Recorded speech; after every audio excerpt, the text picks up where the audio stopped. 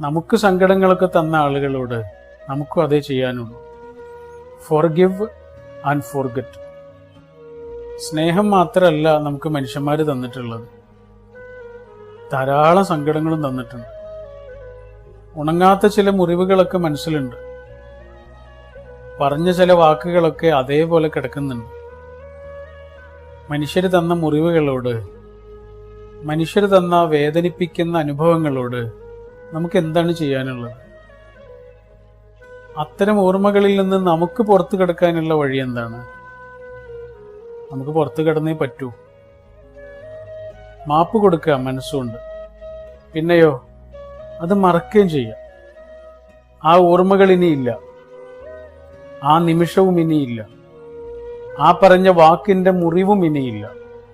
Forgive and forget ചെയ്യാൻ കഴിയുമെങ്കിൽ അതാണ് ഏറ്റവും നല്ല മാർഗം.